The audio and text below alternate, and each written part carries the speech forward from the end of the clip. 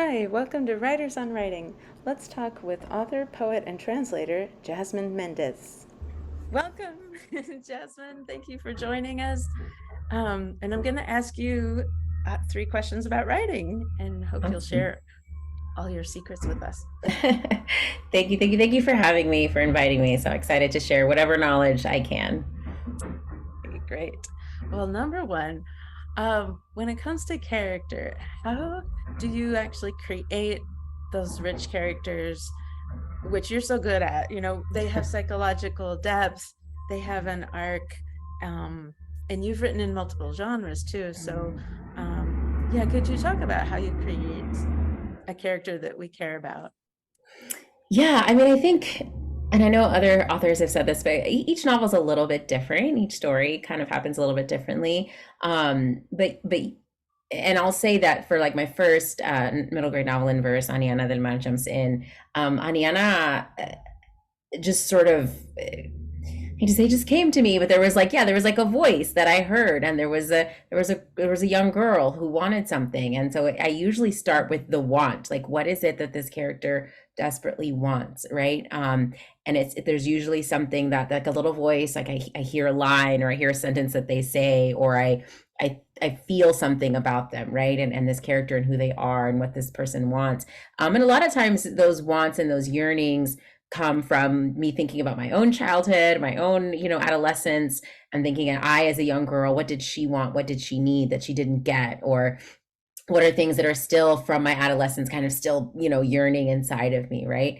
And so there's usually that initial sort of want or voice that kind of speaks to you, right? And then from there, I'm a really big planner. I'm very much type A. And so I use Post-its and journals and chart paper and index cards. I mean, I have so many of those supplies like just lying around everywhere. And I, use all the wall space, or I find kind of a flat surface, and I start plugging away at what do they like to eat? What is their favorite color?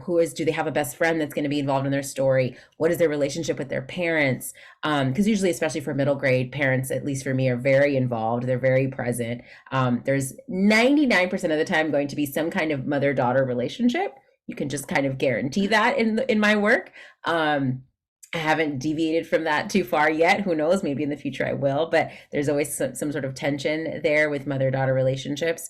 I think about their school life. I think about what is their favorite outfit to wear? Do they have a hoodie? Do they like skirts or pants or flip-flops or tennis shoes? Do they like to eat pasta or, Dominican food? Like how, what parts of their culture are going to be relevant to their story, right? 90% of the time, my characters are going to be Dominican or Afro-Latinas, Afro-Latine. They're going to have that background because that's what I feel connected to. That's what I feel like we need more of in literature. And so all of those things I kind of flesh out usually before I write a whole lot of the character, but some of that stuff kind of comes in. As I'm writing, as I'm drafting. If I find myself, with Aniana, for example, she and her best friend love to eat takis, as that kind of becomes a thing, and she loves to share oranges with her brother. And so I didn't initially go in with that thought, but I was like, young kids these days, especially in Texas, love to eat takis, so we're going to throw in some takis, and they're going to eat takis every once in a while, right? And so that becomes a part of her character.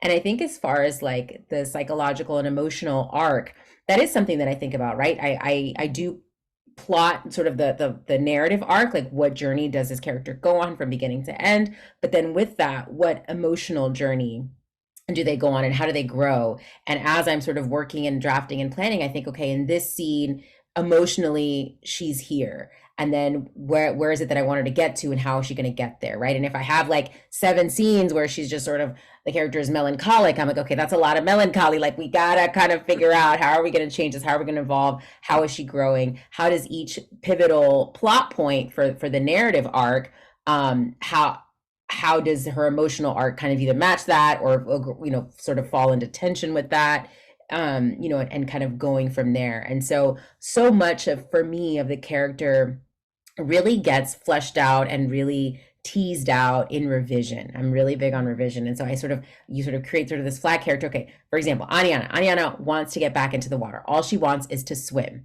right? And then eventually, like, she wants to get better enough to be able to swim. And that's like just sort of the flat baseline kind of want and goal. All right, so what are the conflicting things that go in there, and what are the things about her personality that are in conflict with that, or that are going to help her get to that, right? One of the conflicts for Aniana is that she has trouble speaking up for herself, and so that's what is in part, it prevents her from getting what she wants, because she keeps it all bottled up inside, right? So there's sort of those internal conflicts, those external conflicts, and all of that sort of shape the character and help us change, right? Help us, because we ideally we want our character to have a change of some kind, right? Even if we're sort of a circular narrative where we end up where we started, right? Like Aniana begins in the water and ends in the water, spoiler alert. But she's changed. She's a different person because of the journey that I've taken her on, emotionally, psychologically, mentally, physically, in this case with her disability. And so, yeah, so it really kind of gets itself teased out, as I'm revising in particular, right? And yeah, I think each story, each book is a little bit different. I have an adult fiction novel that's kind of tapping at the back of my brain, Ooh. that started with just like this like single sentence, this one voice that came to me, and I know the exact what the first page is going to be. And I know where I want her to end up, but it's like obviously all the middle stuff that I'm just like, I don't know. And so I'm just letting it sit. I'm just sort of letting it kind of simmer in my brain. There's no words on paper anywhere. It's just sort of this one scene, this one image that I have. And that's kind of, yeah, each one I think starts a little bit different. A YA book that I'm working on now, that I started in 2020 and then shelved for like 3 years. Started with just like again a young girl voice, and I wrote her first like journal entry, and then I ended up writing like this whole prose book, and then I shelved it. And Wow. I got to the last chapter. Excuse me, I got to the last chapter and was like, yeah, I'm done with this. And then I pulled it back out because my editor was like, what do you got for me? And I was like, I got this. What can we do with it? But yeah, so each one kind of starts a little bit differently, but overall, like when I plan and sort of flesh it out, that's kind of my process. Oh, that's great.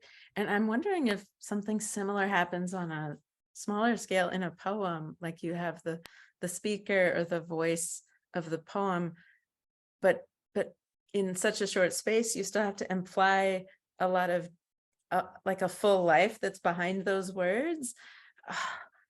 Uh, is is that kind of voice similar to a fictional character, I do you think it think? can be. I think it depends kind of on the type,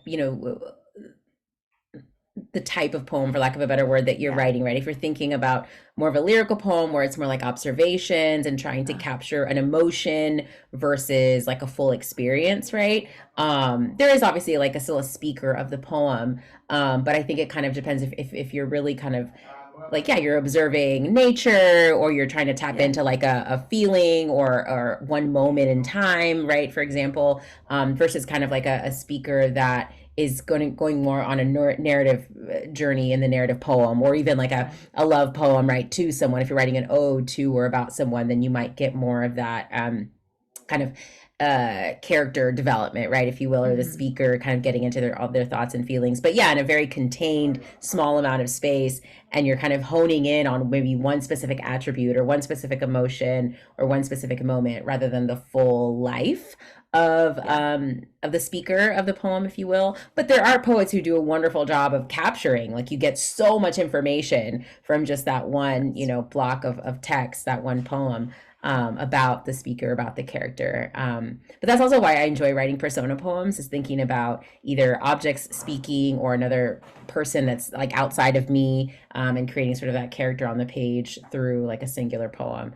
I think can be a lot of fun. Yeah. Oh, it is fun.